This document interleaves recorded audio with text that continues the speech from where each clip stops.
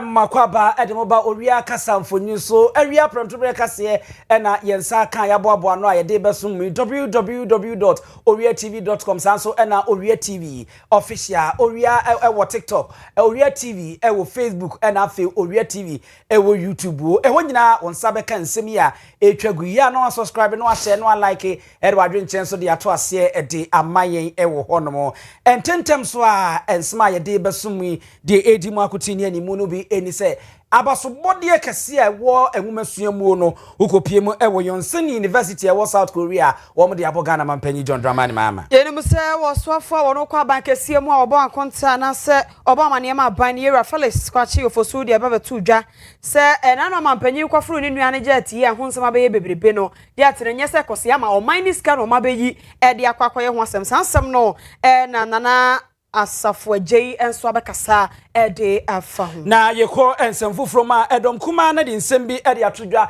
se nefo amaako bese na se busumi dunan nie akatua wo se de ma nursefo no aban atwi nani osafo a wo hye akobedi nsem so ede kokobo aba se companies ahodo a wo mo ye adwuma wo enkran ewiamuhyan egina bia no wo bia contract wo de ma wo mu nsem ahwe ni so no ene no mbetwa contract mu abasobode Kaseɛ akọ ede aba ma wo mo a entoaso suku nsɔhwe wono twe no mo bo mo modin ewo mu no osofo abede etwehwe manwumasuan nsem so Yera Clement abasi apako de atodwa se ne de kamia koyese adisiafo nkotena se nkotwero sohwe no nhsohwe mu wiamu ahodo no ya adoso pabredru se o se pe kwan pa bi ede efaso madama we anipi ne kan ho a awie ya ne se Kaseɛ yede eba besom Dwapin Rural Bank ya adwumaku a wono maso yasen na wono ma hye yimfurum a yede Kaseɛ ye bremu ene awie akenkanfo mbeti yenka awie me abusia pani owusu aduomi minimni aba ajwa nyako abronoma afi Kaseɛ no enchemu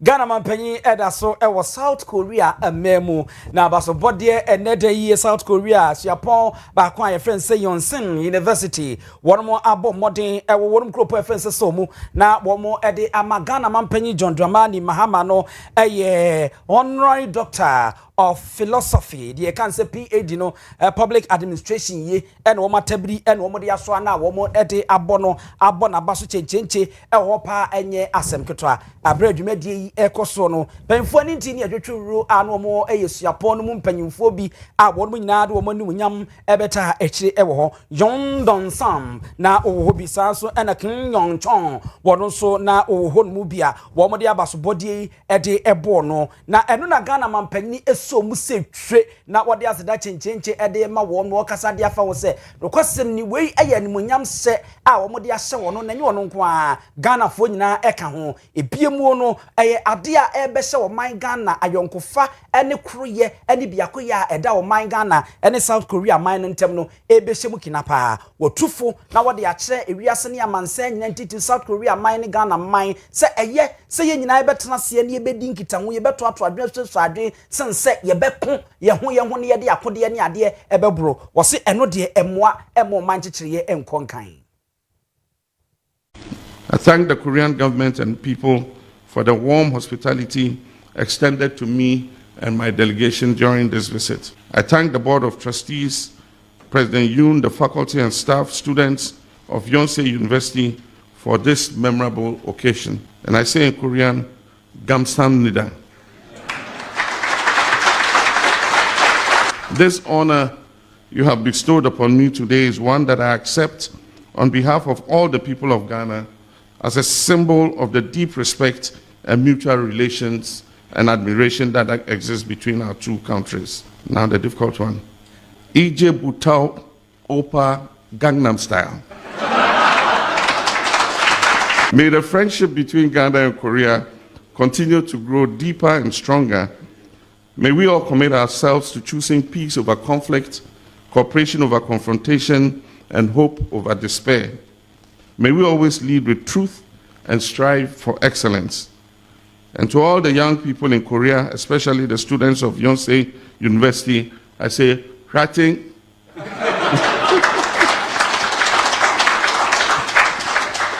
May God bless the Republic of Ghana. May God bless the Republic of Korea. And may God bless our world.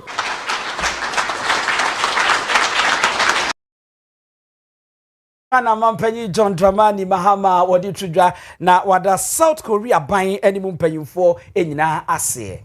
Na enche bia na Ghana mampanyi etu kwan na kwantuo mu no wodi ni nua Ibrahim Mahama ne private jet wode ekosa kwantuo no na no na ho nsem bebre sore yetitiru ma hyebedwafie dom kuma wa ma hyebedwafie na sore ya wo bebusa ase na se no a oman ya wo jet ya mampanyi di tu kwan a enu ni si ho a ni nua de na wodi di akoni abai se ka bi budget ne ho a ada ama o ye to no na ye kwakọ fiti to de akwakọ ye anase bibisa na eba bekosonye dom kuma ne kwa ne kan ye Imani Africa think tank for so ebe kan bia na omo kire sesa de na akoso no ya de a eni kwasa mampanyi eye sa sansem yi enanam so ema woswafo a wono owa bankasie mu a wono ena bo amane ema ban no Yera Felix kwachi ofosu ababonten abayi ano se ewo mu se mampanyi di ne nua no private jet ne tu kwan de ne so yen hye ne so se private jet ne bibi se wo ho se ye maintenance se ye bia sie bia baba private jet ne ho bia enya oman Ghana sika ene ye kwakoyi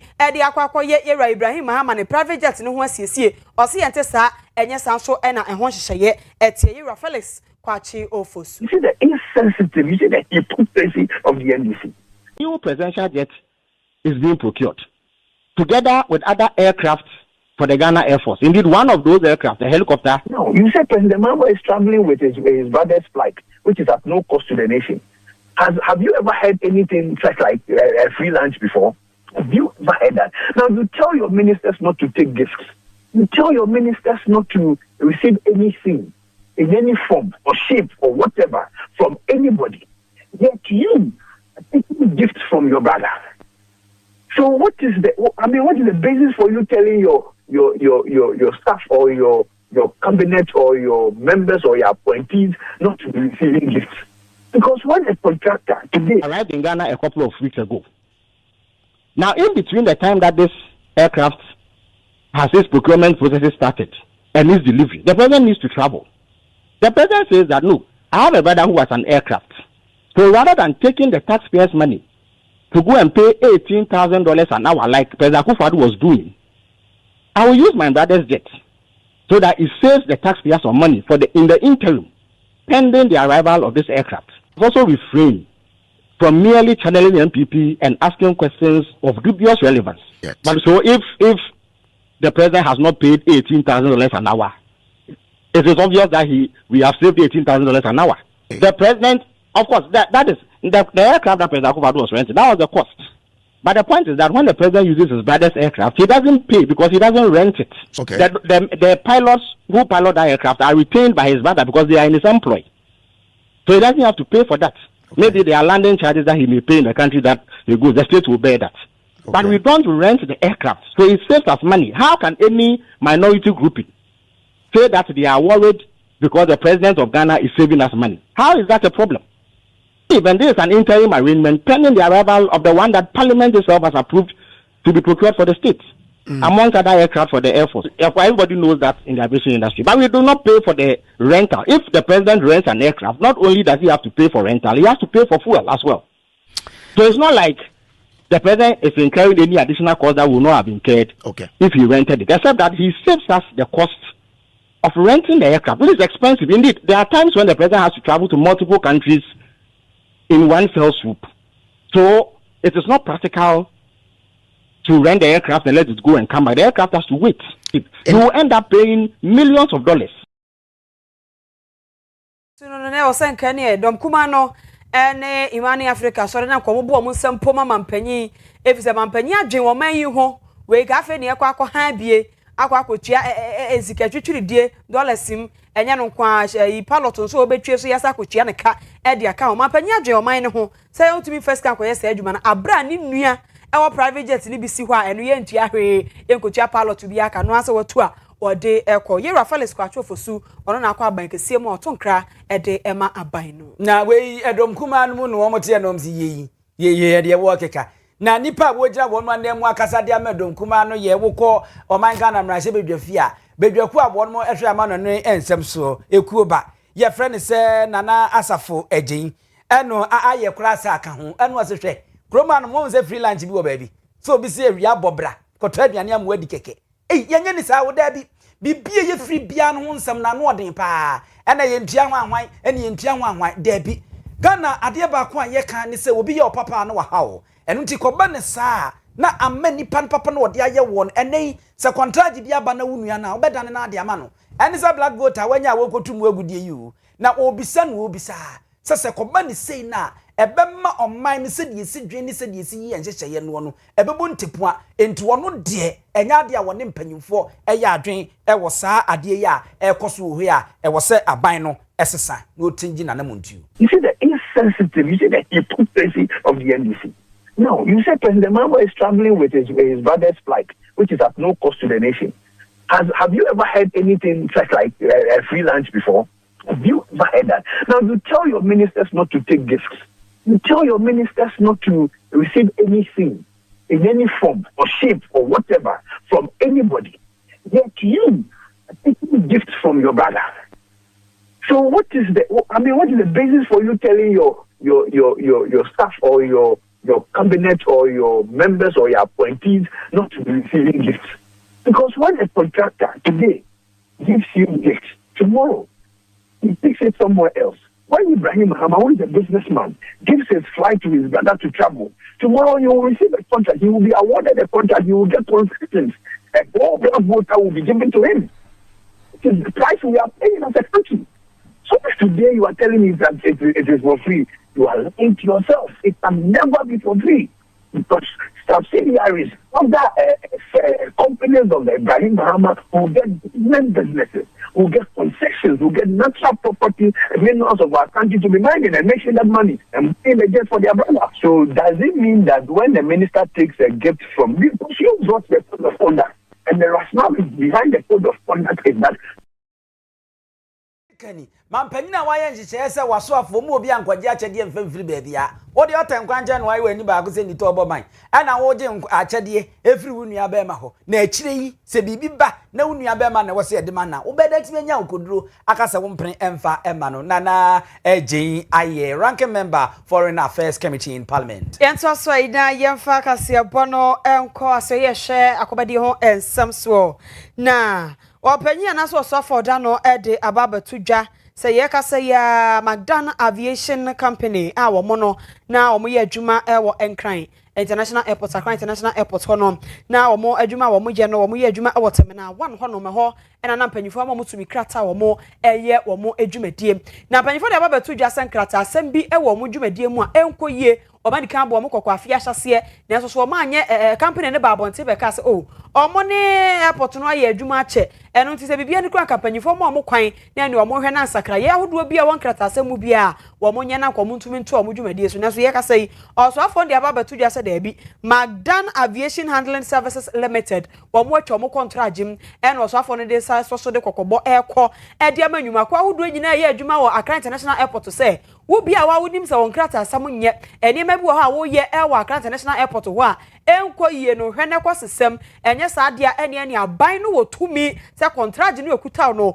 otwam na odwumadie no a wodi no ugyae e wa Accra International Airport no so afoi ye Ra Joseph Bukari Nikpe wono no Owia Kaseɛ bo ekasaye. The government and an airport will operate with rules and regulations. When you are given a contract, the contract has its terms, it has its conditions. And so every business person will have to obey or go by the contract terms that you have signed. I wouldn't want to make government and private issues public. But what I can tell the whole public is that if you are operating with Ghana Airport Company, for that matter government, you have a license to do that. The question is to ask yourself, have you renewed your license for the past 4 years? If you haven't done so, it is not anybody's making. Have you paid the relevant taxes or fees that you are supposed to pay to government for the past 1.5 years? If you haven't done that, that should not be anybody's problem, because you just need to refer to your contract and see that the contract detects certain things to be done. And if they are not done, as a government and the Ghana Airport Company, we hold the right to either continue or revoke whatever contract we have with you when you have defaulted.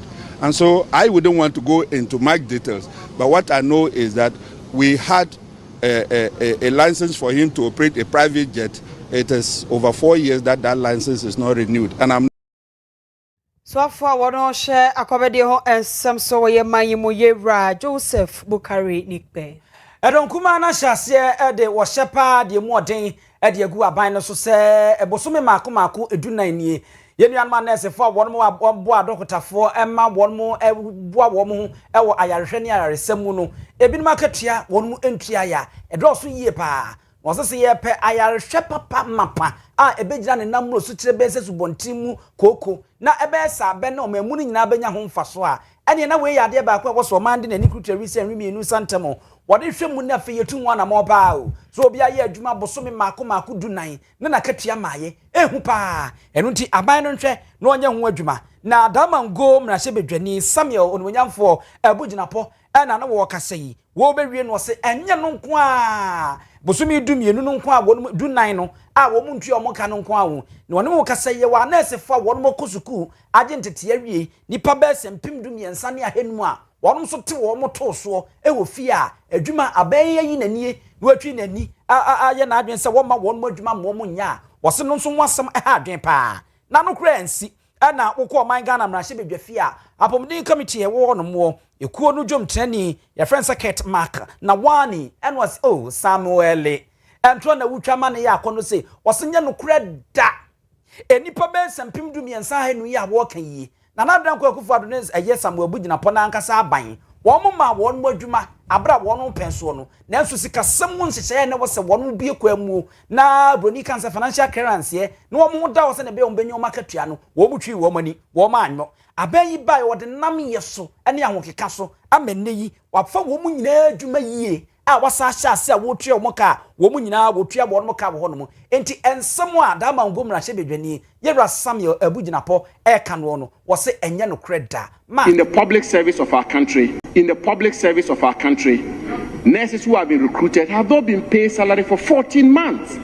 If we are going to build a robust public health system for our country, these are matters we have to prioritize, where when nurses are recruited they are paid. Not only do we have 13,500 nurses who have been trained, equipped, ready and willing to work, not being recruited, but even those who have been recruited, 14,000 of them, a good number of them are working as we speak, and yet for 14 months they've been working and they've not been paid.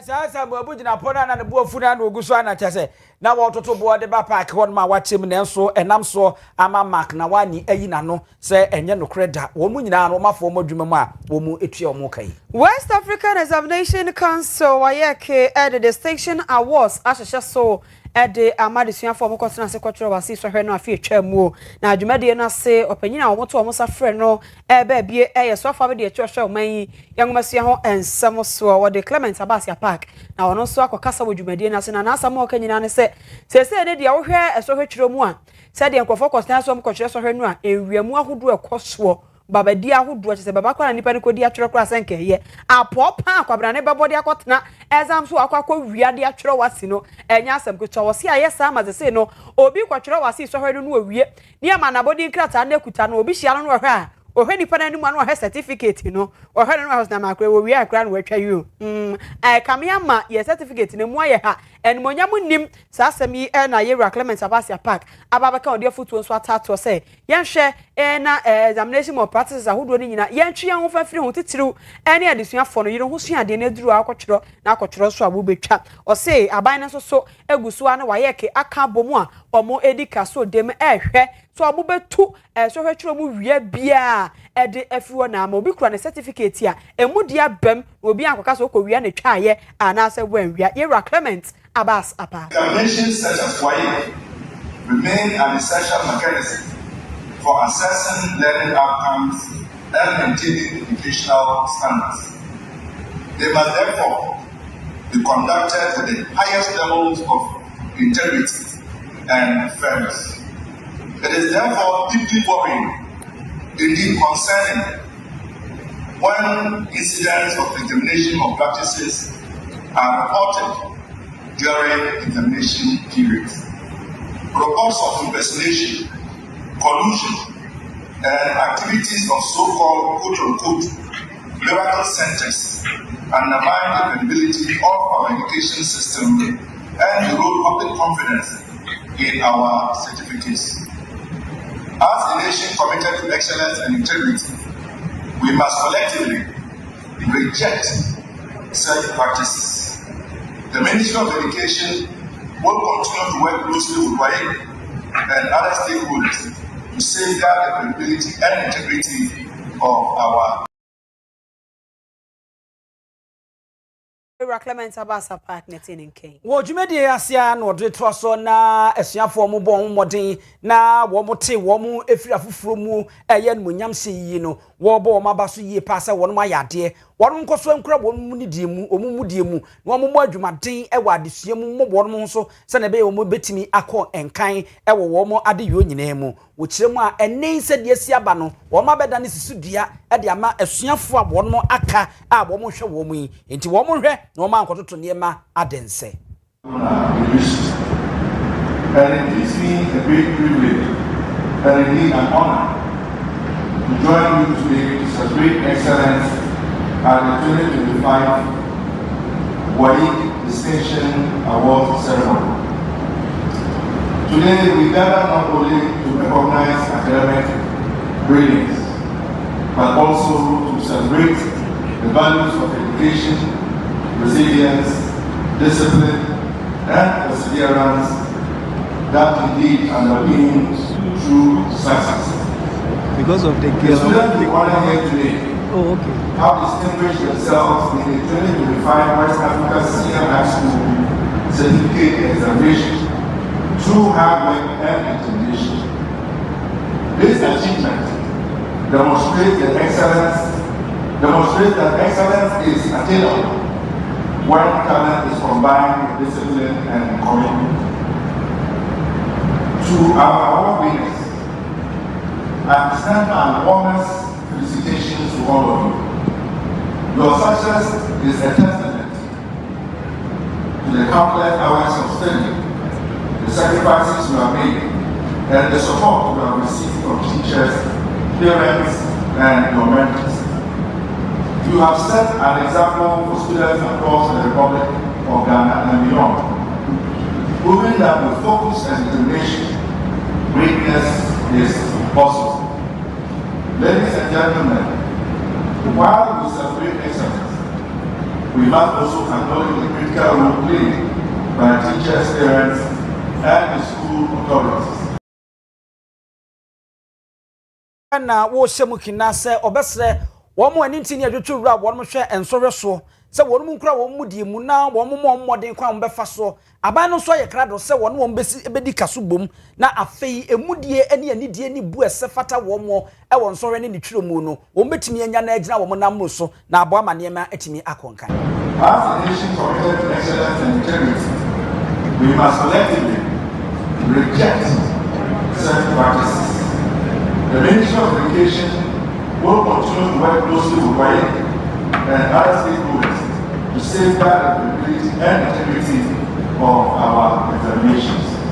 Ladies and gentlemen, the government of Ghana remains fully committed to strengthening the quality, relevance, and accessibility to education at all levels. Our goal is to ensure that Ghanaian students receive an education that equips them with the knowledge, skills, and values necessary to compete confidently in the global knowledge economy. Eye osofo abedi echa wo hwe ngumesua ensam so no nyamfo Clement Abbas Apak.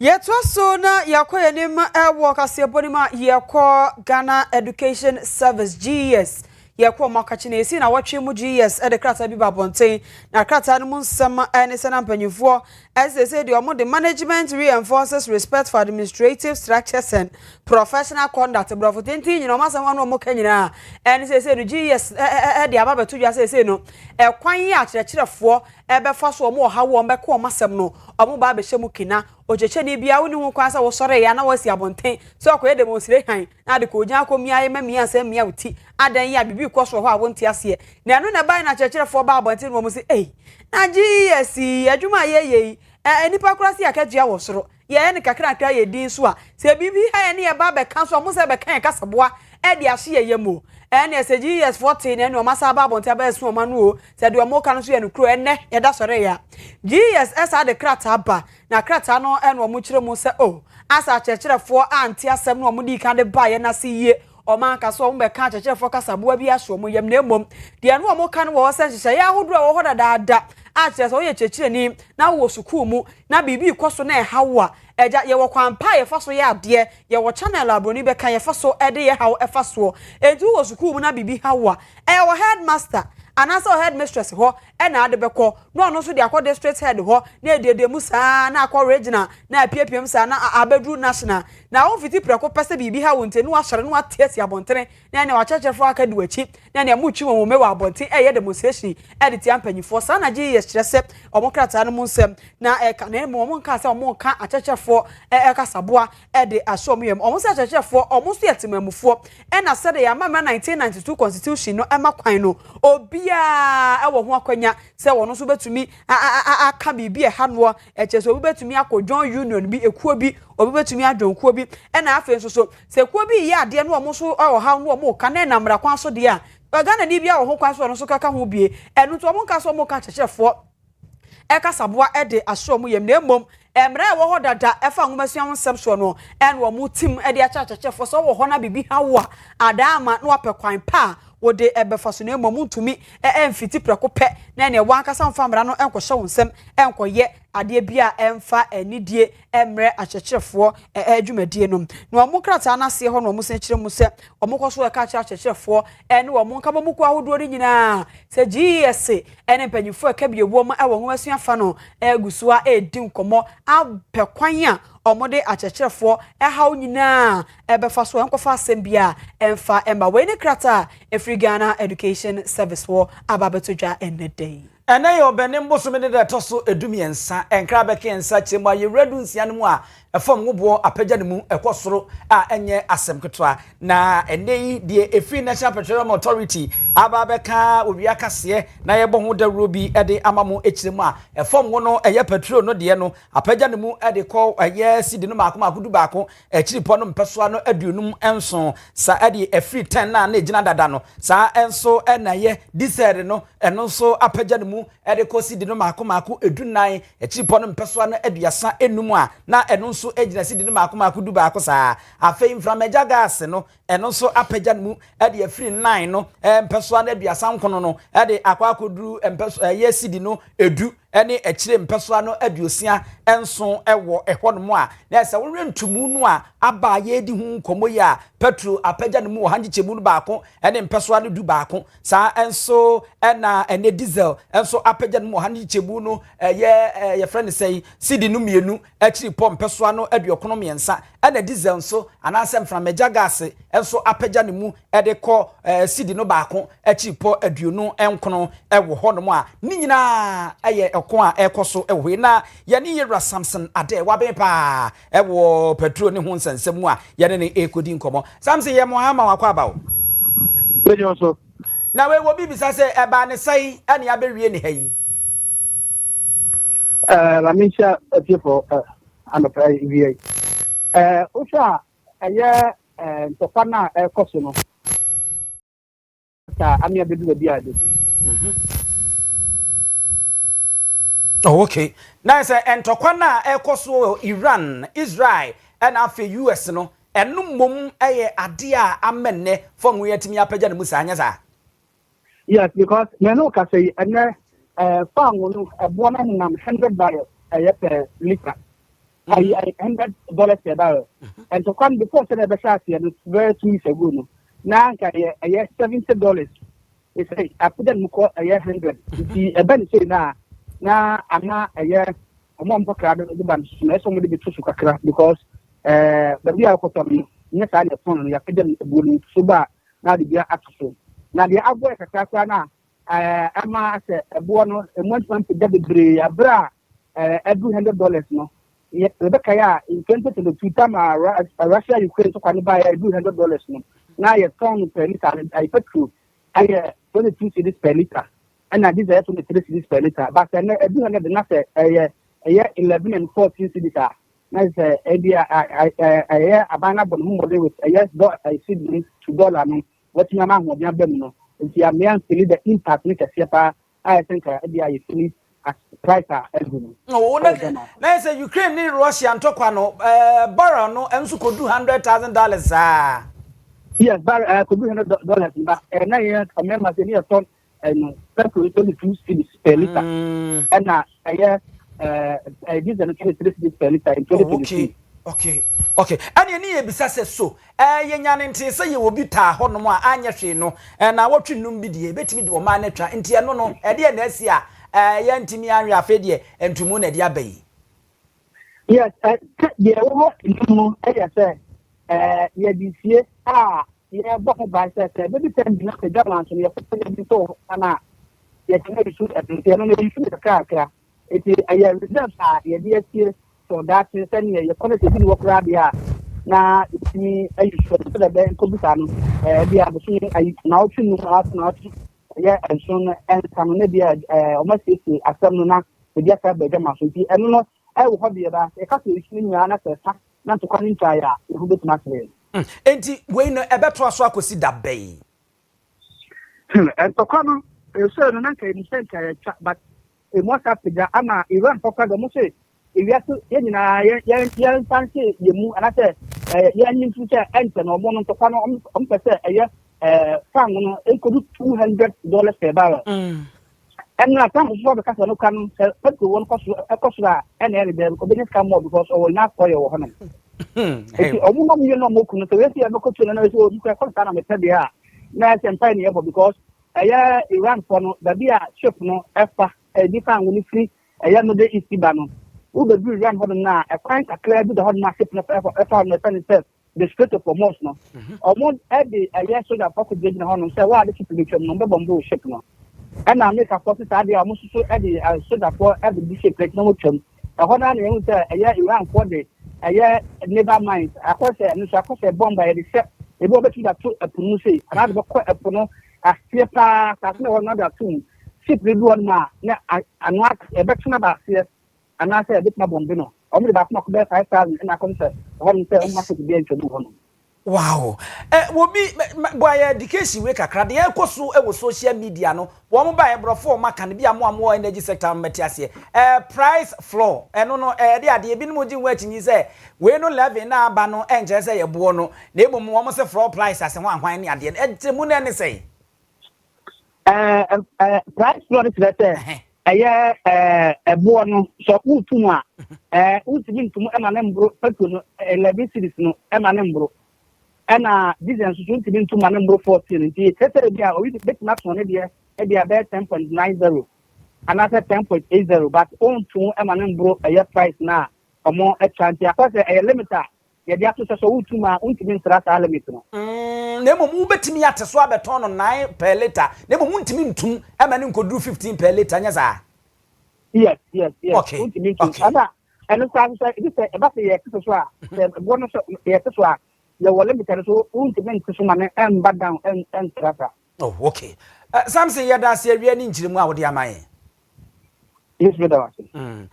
Ejiabusia ora Samson ade ene etene nka na wo chirimu no ye me kura nka me bisa no kopekifo na ede no mde betu dwa se 1 liter be ko sidi no du nwotwe ma Ghana fo binum yam chichi wo mu enu ze de ado ade aye no mo mpeda bi wo soro ha mame imi say na ene me ba weekend na yesema kwaje ma home ne maba na ai Samson aha we de me da se wa mfa nto so kopeki mu nwemu a mo de ba ye na mo se nka be kwa akoduru sidi no maako du nwotwe e ba ne sei e na anu hoyi.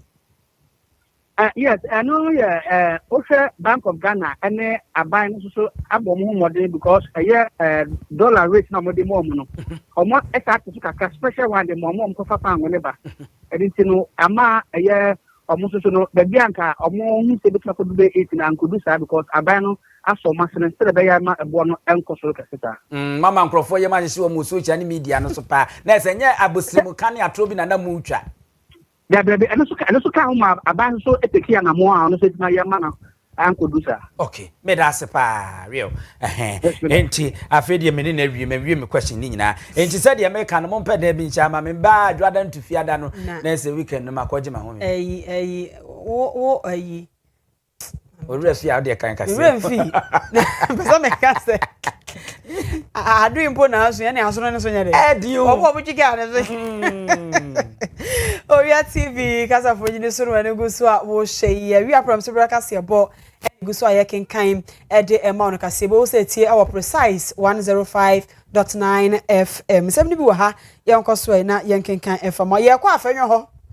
Wono e na wokọ emrahye badwafie ho a edom kuma wo ho woyi wo mo sahene yeru Alexander afenyomakin na kache e na yedri na we de wa twa bi pa e de amadom kese no wo emrahye badwafie no na wo se wono de wo ka che dom kese ne se e ma na nyu wo mo se wo mo no dom kuma no wo mo numbers ni wo fo mo nti wo mo suro dom kese no na o ma hwe yi a obema backbenchers emrahye badwafo no a wo mo first time kura ni e wo emrahye badwafie ho no wo mo e na wo mo ne dom kese no e de afeso na ndo wo se wo mo de wo mo suro hwe de no de fear anything chie dom kuma no wo mo so mo ye powerful said wo mo di no etie no micro minority e just wo mo ho den ya wo mo ejina wo mo e na so sa na honorable Alexander afenyomakin enso e kayentie nsem no. Motion 57, which has to do with the Gold Board and Bank of Ghana situation. Mr. Speaker, the IMF report to us, to the country, is that there was 7 billion losses as at 31st December 2025. Mr. Speaker,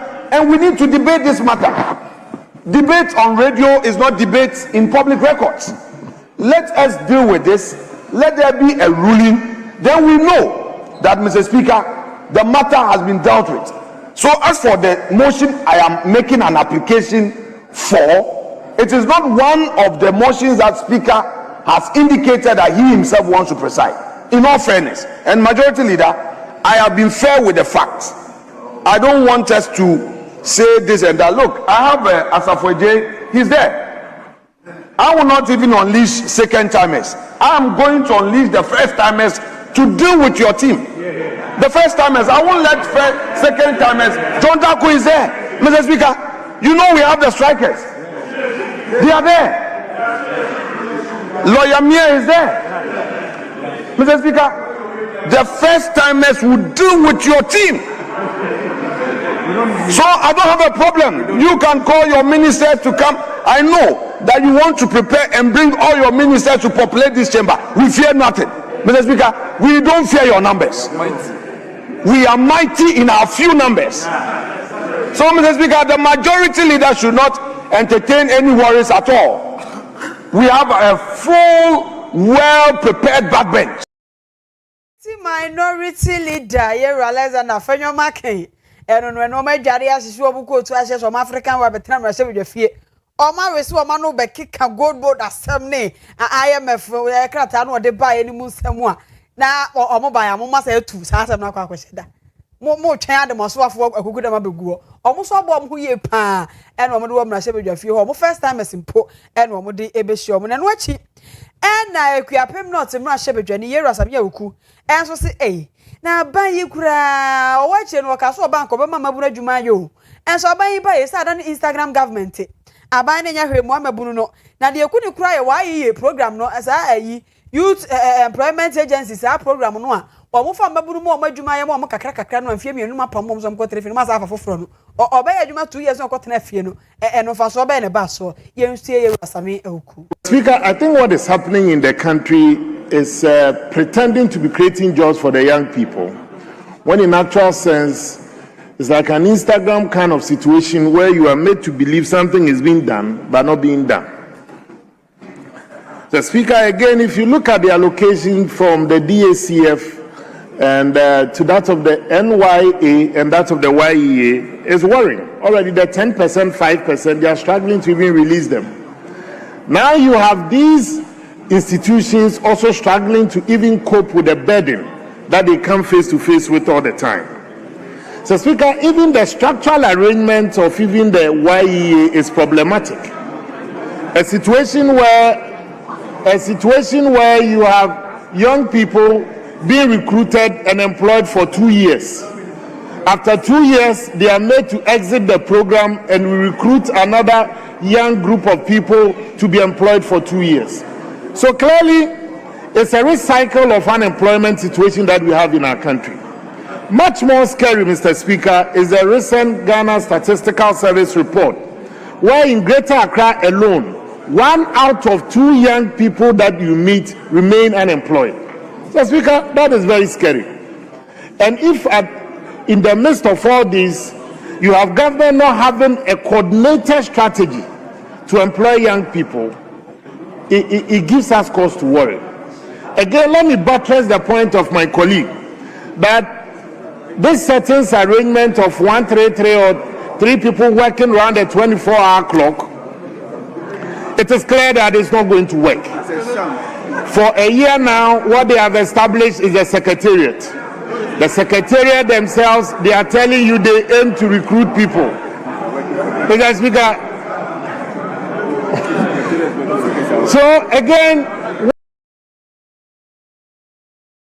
Yeah, Samia Ukuno no so yetin ken. Yeah, that's all my Ghana Mrashebe Fiona Mrashebe Dwani Ojembo de Matimemfo a won mo ewo gushegu abaton pesua so no nyamfo Alhassan Tampuri enso eden nsem de atodwa na waba aban yi kokose wo nya hweyi pa.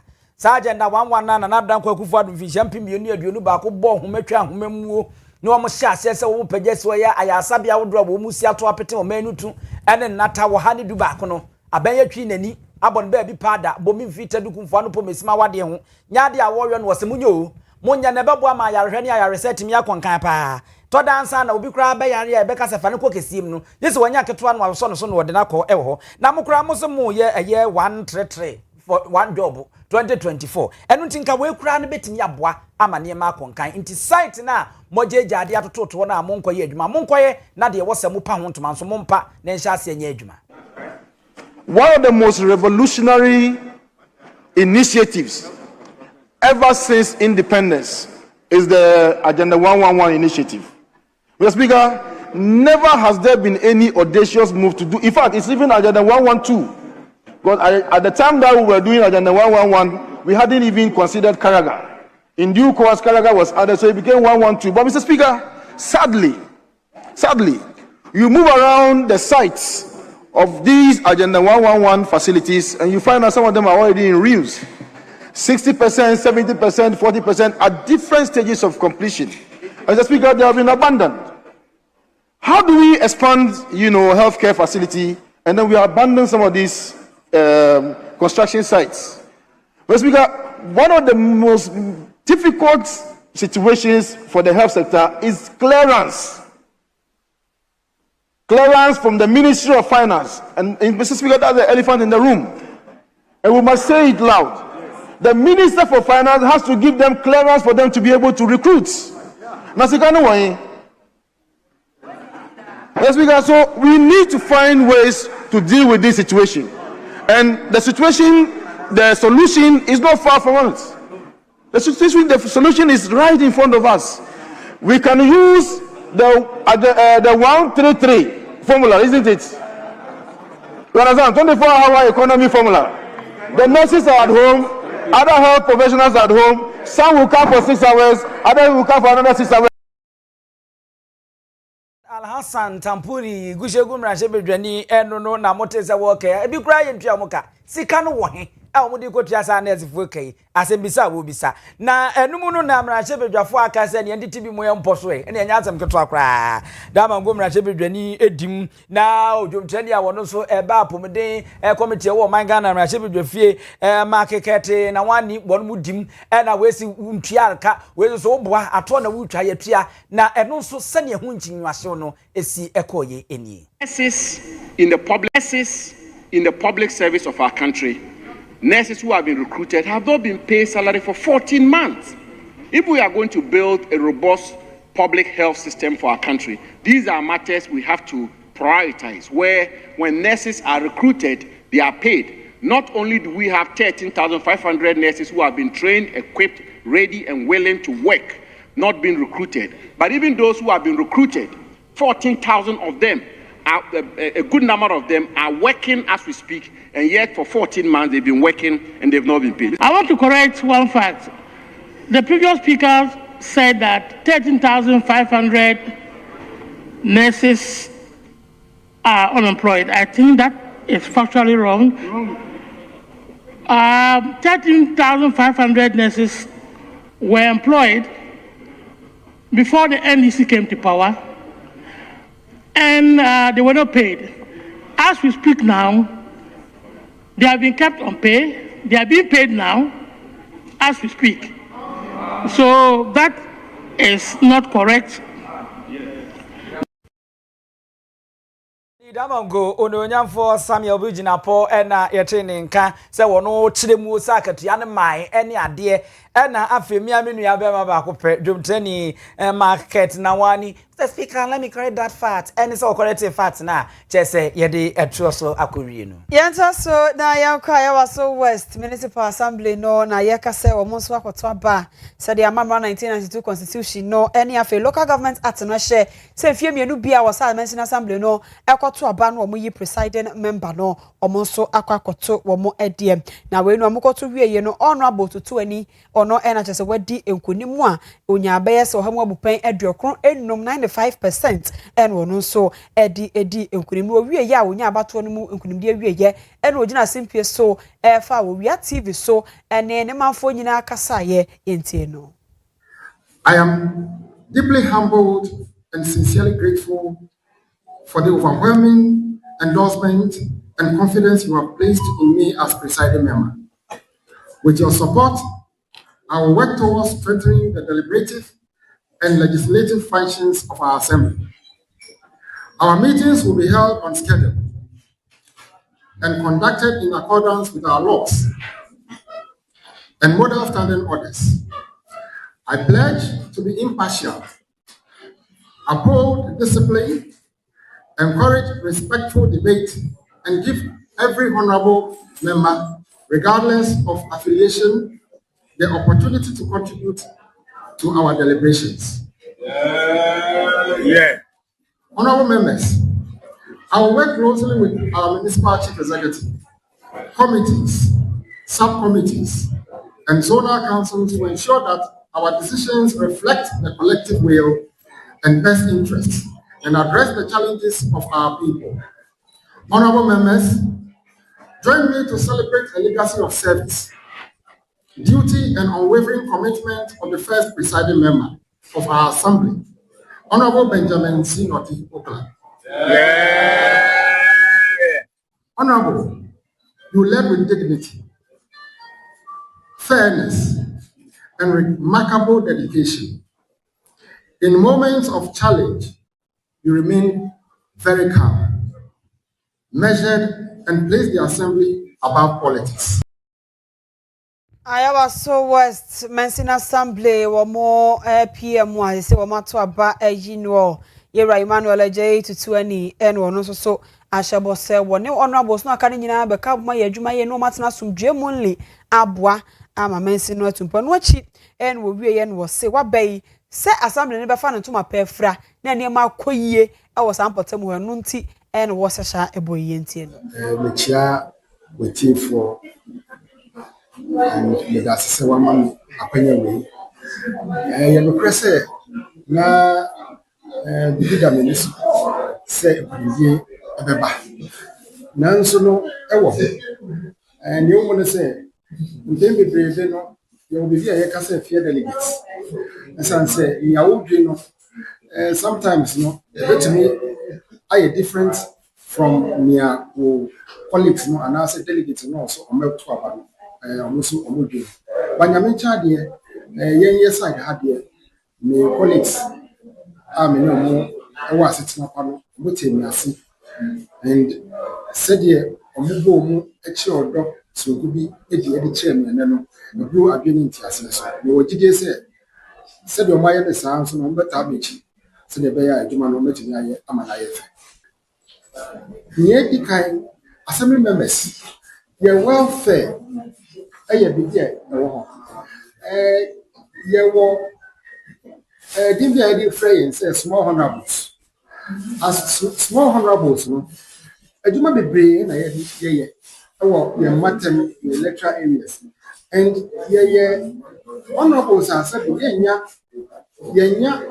common fund and find adwuma now so obi would have be say on assembly members obi gata my say assembly members bibia a beba motem no na ye di assembly members achi amanfo ehwe ni say ye development beba nti no me welfare of assembly members no ehun hia me ba ti ona bo assembly member adwuma na eden pa we suffocate die wa Ghana ha free ho adwuma ba ko asa eden assembly member adwuma obi ni yiri nya asema ne abefro obi wu afunu kra ne abefro na bo obi awu ese sana omode ho mo botem ana no hu samali ona hani abenya no na bo obi awu da o me ndai sana omode yo ma o to so mo wefe ni hia wo enu tina na ni abra ono abu Emmanuel eje tutu ani ono na ye waso west Mercy assembly so ma to aba ma no se PM wa se no oba behwe ama omoso assembly no etumpon onye no nkobo adwumaden na ni din no ene ho na ma nkosa afi ye beka se ona bobo abetutu enti yentoa so na yemfa emamo yenuan ma wo mo to kokoo yie ene English broni brofo kasa kakraka kokoo purchase kreke na baako ani yewra yawfosu owia adechie so obra omahene yaw adubu ache no ahom na komamu anase na konwamu na wo dwene wo mai hu ene na pamfo no ene wo to nsa ba homa efre na wo ne bo nkomo na ne nyina aye ekatwitwi di ebeda wo ne ade wo se ene Ghana mampanyini ene wayi watua ka ne de ama wo no nyina nanso wo moje ka no wo so de akotua ka o tie ne wo mu ni wo mu ho tew ama kokoo adwuma no aye no akoye den de ama wo mo ne to no se nane kokoo wa wudi hu dwa yi no entosi kra bo e den che kokoo ebuo ni ani dia ne wo kokoo adwuma se ehwan ekofom se twim amen ne wo mu nyina edwane edi firi kokoo dwadie no ho na wo se de abeka akire kra eni nhyehyeye a wo de aba yeto buo no mu osra ne yanso yaba ne abatum yete so ne yanso yaba ne abete so wo se ebasa wo mu di kokoo mu dwato kokoo no wo mu hu de ade ni gina yi na wo mu de wo mu sika akwa akohyema ama wo mu nyina wo mu edwane se yenye yakono se beto kokoo ni bi because kokoo abafoa to the sense ntozi kra ho abamfa so chen kokoo because se me kra kokoo se ya na se nyankoduru aban se mana se kisofo ngredi ya ebetimi ateso enne ana se china in the first no businessman ebetimi ni sika bechem ato kokoo na guo na bra aban ne nya sika no saa de na to atwa de ne kokoo to mu se class phone timi ma kuafo ne bosia anase timi bo ngofo ne bosia sere bi omkokoo ni ba ye de atena enne okoma bosia sesie na se kwati kokoo so a waboka enti za tete kokoo to no ene kokoo dynamics no eni ho no biem sesie ya kokoo sika ba ya ye di kotua ka no sesie kokoo mo no so ho no ma e wo sika ba ye de to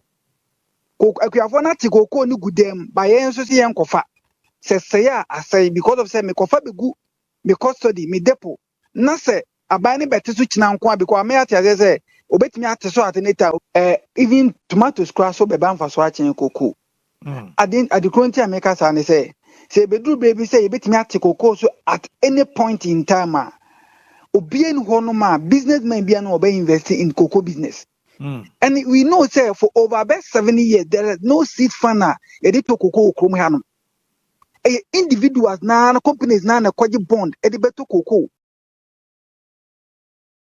we owura yaw fosu a wono nso eto kokoo na se kokoo hu dwa ya bi na odie na mate se wode na ma ne bonsem de ato ho no no nsami so na ye gina na nsama hodo ensaka na ye fi ha ayede so mo se Owia TV area prepare ansa na ye be kokora no ye na dwaben ase dwabinura bank ye wono abomodin pa na enya asem keto akra eba no fixed deposit na Mr. say no be bia nkobie no bank bia eye we nko ane wo mo maka no asa ehom na wo ma eto no anasensi hu no ye bebre na wo de yakobosome miensa bosome nsia ne bosome dumienu na wo na wo sene awo kɔ no dwanam bebre ne mfaso bebre ne wo ho ene wo ma ba wo no makwaba mo se shells no betimi abetobi na wa ye shareholder na ne ma atimi akonkan ewo wo ma ye adwuma no mfishi aduana ba ko ye ntesem boni bia emfa dwabinura bank nti nye ne ena asembone no beba wo mba medi afe ne kora de wo no ba ko bi de 5 million dwane na sa bank ne de enti bomodra na ko na ne ma entimi enkonkan ma auto shares na amfa so bebre scholarship nyina